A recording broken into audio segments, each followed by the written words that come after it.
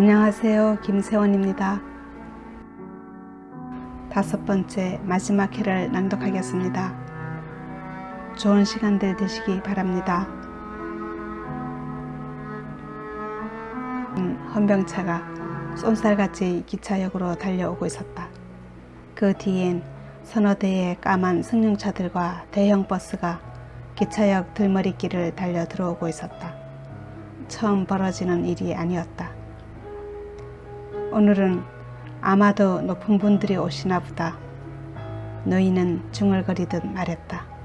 역전 마당으로 들어선 까만 승용차들과 대형 버스에선 거의 모두 늑숙하게 양복을 차려입은 사람들이 하나둘 차례로 내려오고 있었다. 보통 키에 희끔하게 살집이 두툼한 사람들의 주위에 별을 단 장군과 영관 장교들이 분주하게 움직이고 있었다. 군인들 속에 살면서 영리하게 다른 분위기를 감지한 순지는 커다랗게 홉든 눈으로 할아버지를 돌아봤다. 우리는 아무것도 잘못한 게 없지 않으냐. 예사롭지 않은 거동으로 거드름을 피우는 무리를 시름없이 바라보던 노인은 고개를 바라잡고 갈대밭 사이에 뻗어있는 철길 노반을 깊은 한숨으로 바라보았다.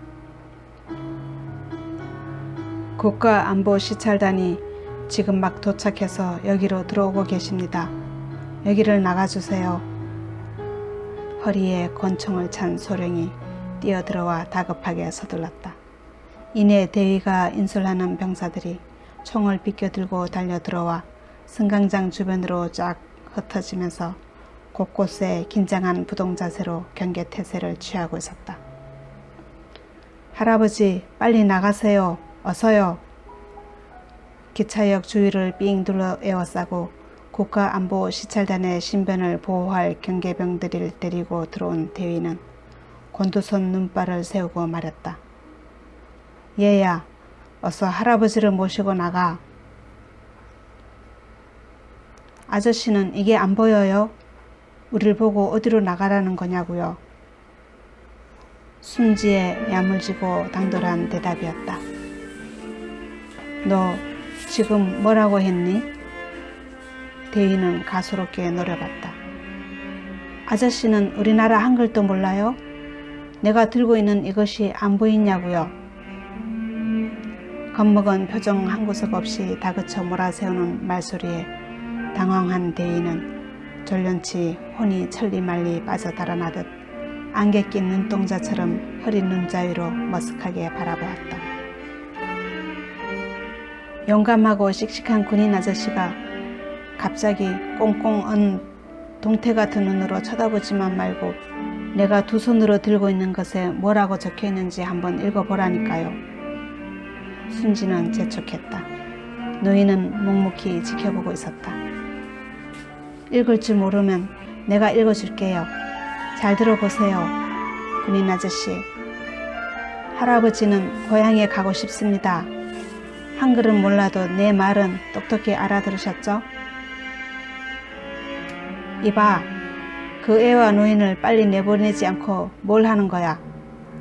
민첩하게 벤치로 다가온 소령이 대위의 어깨를 툭 쳤다. 대위는 그제야 대대로 온 제정신을 바로잡았다. 내 할아버지 고향에 가셔야 하는 걸 몰라서 우리가 이러는 거 아니야. 알았어? 그러니까 어서 여기를 나가. 어서. 어안이 없이 코웃음을 짓던 대위는 말미에 버럭 소리를 질렀다. 안 나가면 끌어내. 소령이 다시 돌아보며 긴박한 소리를 질렀다. 얼마나 높으신 분들이 기차역에 오시는지 몰라도 여기는 지체가 높고 낮은 사람만 기차를 타는 역이 아니오.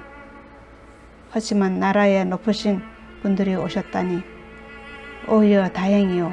우리도 이 나라 똑같은 민족이니 기차역에서 나가라는 소리를 하지 마시오. 이 사람도 지금은 비록 북망산을 바라보는 널감이 다 되었지만 옛날 한땐 이 기차역서 기차를 타던 사람이라오. 이 늙은이 말을 알아들었으면 더 내쫓지 마시오. 노인은 차분한 어조로 타이르듯 말했다. 시간이 없어요. 어서 나가세요. 승강장에서 내보내려던 어린 소녀에게 따끔한 무안을 당하며 난감해진 대위는 안보 시찰단의 기차역 진입이 임박하자 사태가 다급해진 나머지 한쪽에 총을 비껴들고 서 있는 병사를 재빨리 불렀다. 야, 너 할아버지 모시고 얼른 일어나지 못해? 한사코 승강장 밖으로 나가지 않으려는 소녀와 실랑이를 벌이던 대위의 난처한 낌새를 알아챈 병사는 다짜고짜 벤치로 달려들어 소녀의 여린 팔뚝과 구부정한 노인의 뒷덜미를 잡아 끌고 나갔다. 군인 아저씨, 이러지 말아요. 우린 여기서 기차를 기다려야 해요. 발버둥을 치며 군인의 팔에 매달리던 순지는 마침내 울음을 터뜨렸다. 군인 아저씨, 팔이 아파요. 빨리 놔주세요. 우리 할아버진 고향 가는 기차를 타야 해요. 기차는 무슨 기차? 이 할아버지는 우리가 알아. 제정신이 아니야. 미친 영감이라고. 이 바보야. 너 그거 알아? 병사는 크게 소리쳤다. 노인은 한 번도 뒷걸음을 놓거나 발버둥을 치지 않고 젊은 군인이 떠미는 팔뚝힘에 맥없이 승강장 바닥으로 나동거라지는 생벼락을 당했다. 군인 아저씨, 우리 할아버지를 놓아주세요. 할아버진 정말로 기차를 타고 고향에 가셔야 해요. 순지는 병사의 옷섭을 부여잡고 매달렸다. 빨리 밖으로 나가지 못해? 병사는 부여받은 임무에 충실했다. 거의 모두 헐벗겨져 생긴 반백을 넘은 흰머리들이었다. 하나같이 우동부동한 얼굴엔 거뭇거뭇한 반점들이 올라앉아 있기도 하고 생긴 흰머리에 대머리들이 훌렁 벗겨진 인사들이었다. 어깨에 번쩍이는 별 2개를 단 장군이 수영을 겸한 기차역의 시설물들을 안내하고 있었다. 시찰단 속에서 고개를 들고 두리번거리던 한 인사의 얼굴이 못 볼 것을 본 것처럼 일그러지고 있었다. 울지 말고 가만히 있어. 소녀와 노인을 승강장 밖으로 내쫓은 병사는 소녀가 울부짖는 소리에 기겁하면서 무섭게 부릅뜬 눈으로 어린 소녀를 겁박했다. 알았지? 쉿. 병사는 손가락을 자기 입술에 갖다 붙이며 강다짐을 준 뒤 재빠르게 제 경계 임무 위치로 돌아가 총을 얼른 비껴든 부동자세를 취했다. 울음을 터뜨리며 한바탕 소란을 피울 것 같던 순지는 할아버지의 뻣뻣한 손을 얼른 잡아 끌며 재빠른 발걸음으로 벤치에 돌아와 종이장의 글씨들이 잘 보이도록 쫙 펼쳤다. 할아버지는 고향에 가고 싶습니다. 승강장으로 들어오는 국가안보 시찰단 인사들의 희끗희끗한 흰머리가 화창한 봄날씨 속에 반들반들 한층 환한 빛으로 면상들이 밝아 보이고 투실투실 살찐 얼굴들에서 흘러내리는 기름기가 비린내를 풍기고 있었다. 앞으로 땅굴과 연계한 안보 관광지로 학대 개발해서 국민들에게 현장감 있는 대북 안보 교육장으로 삼을 계획입니다. 근엄하게 장군의 설명을 듣고 있던 인사는 흐무진 얼굴로 고개를 끄덕거렸다. 예측할 수 없는 자들의 도발에 대비한 안전이 중요하다는 걸 잊으면 안 될 것이요. 앞에서 우둥부둥한 인사가 말했다. 반드시 그렇게 하겠습니다. 설명을 덧붙이던 안내자는 2 손을 비비며 머리를 조아렸다. 시찰단은 다시 자리를 옮기기 시작했다. 순지는 종이장 딱지를 앞에 쫙 펴둔 채 꼼짝도 하지 않고 길게 늘어서서 벤치 앞으로 지나가는 사람들을 한 사람도 놓치지 않고 지켜보았다. 고개를 돌리거나 눈길을 주며 관심 깊게 쳐다봐주는 사람이 없었다. 순지는 아까스게 내려온 종이장을 높이 고쳐들었다. 간혹 뒷전에 따라가는 사람들이 더러 눈길을 주곤 했지만 별다른 관심을 보이지 않고 무감각한 시선으로 먼 데를 바라보며 지나가곤 했다. 무엇인가 잔뜩 기대했던 순지는 실망의 빛이 역력했다. 높이 쳐들었던 종이장을 힘없이 앞자락에 내려뜨린 채 실망의 빛이 떠오른 순지를 얼핏 돌아보고 난 노인은 두 눈에 눈물이 거렁거렁 맺힌 순지를 면바로 바라보는 것이 민망스러울 것 같은 생각에 먼데로 눈길을 외면했다. 한동안 놀랍게 지고의 위세를 떨어대던 국가안보시찰단 인사들은 싱겁게 발길을 돌리며 승강장을 빠져나가고 있었다. 승강장 곳곳에 말뚝같은 부동자세로 국가안보시찰단 경계를 서던 병사들마저 썰물지듯 빠져나가자 승강장은 순식간에 텅 비어버렸다. 순지는 벌겋게 익은 얼굴에 병아리 같은 입술을 꼭 오므리고 금방이라도 큰 소리로 난폭한 울음을 터뜨릴 것처럼 통통한 양쪽 볼에 눈물이 그렁그렁 맺히는 두 눈을 연해 끔적거리고 있었다.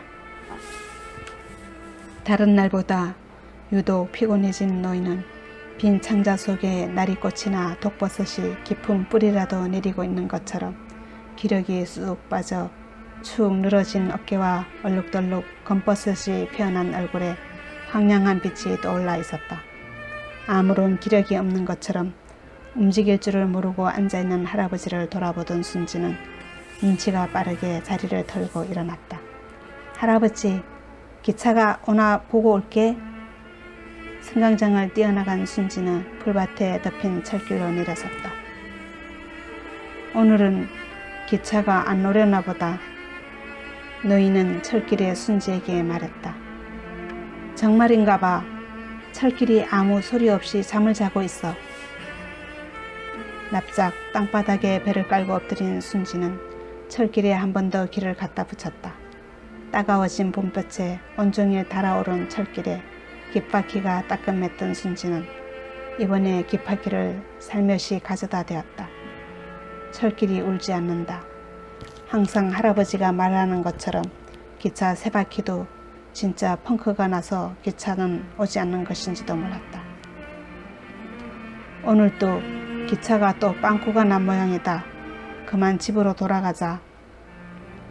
노인은 벤치에서 몸을 털고 일어나 힘없이 늘어뜨리고 있던 어깨를 다시 축혀 올리며 아직도 건강한 몸에 당찬 힘이 남아있는 것처럼 어깨를 으쓱으쓱 움직이며 두 팔을 크게 벌리기도 하고 앞뒤로 내흔들어가며 펄쩍펄쩍 뛰기도 하였다.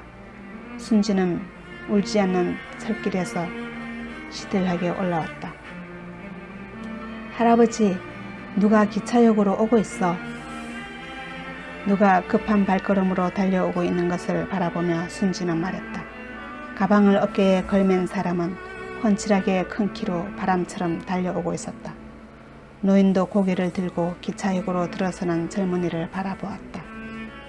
어디에서 한두 번 본 듯한 젊은이였다. 역전 마당에서 곧장 승강장으로 들어온 젊은이는 말끔하게 비어있는 승강장을 한번 휘 둘러본 뒤 벤치로 다가왔다.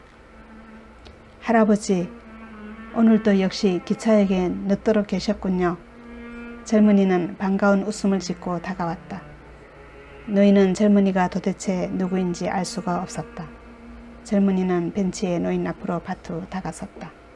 할아버지, 저를 모르시겠습니까? 전번에 한번 이 기차역에 찾아와서 할아버지 사진을 몇 장 찍어간 민족공론 잡지사 박 기자예요. 어디 무슨 기자라면서 성가시게 이북 고향을 캐묻고 월남은 언제 어떻게 단행했느냐면서 사진을 여러 장 찍어가고 하던 사람들이 어디 한둘이던가. 노인은 가느스름한 눈길로 별 관심이 없이 잡지사 기자라는 젊은이를 쳐다봤다. 할아버지, 저를 기억 못하시겠어요? 민족잡지 기자요. 가만히 있자. 그럼 언젠가 한번 머지않아 이 기차역으로 기차가 댕길 거라면서 큰 소리를 치고 장담하던 바로 그 기자란 말인가. 노인은 어렴풋이 젊은이를 기억해냈다. 그래, 다 저녁에 뭔 일로 또 이 기차역을 오셨소. 땅굴 쪽 취재를 들어왔다가 할아버지에게 저번에 찍은 사진을 한 장 전해드리려고 찾아왔어요. 기자는 한쪽 어깨에 걸매고 있던 서류 가방을 벗어 지퍼를 갈랐다.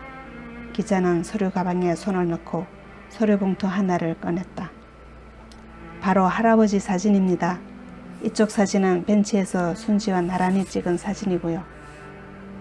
까짓, 사진 한 장이 뭐라고 서울에서 여기까지 먼 길을 또 찾아왔더란 말이오. 노인은 젊은 기자의 성의가 고마웠다. 그런데 할아버지, 사진 한 장을 다시 찍어야겠어요. 이 사진만도 먼 길에 갖다 줘서 고마운데 뭔 사진을 또 찍나. 보시는 것처럼 이 사진은 할아버지가 눈을 감으셨잖아요.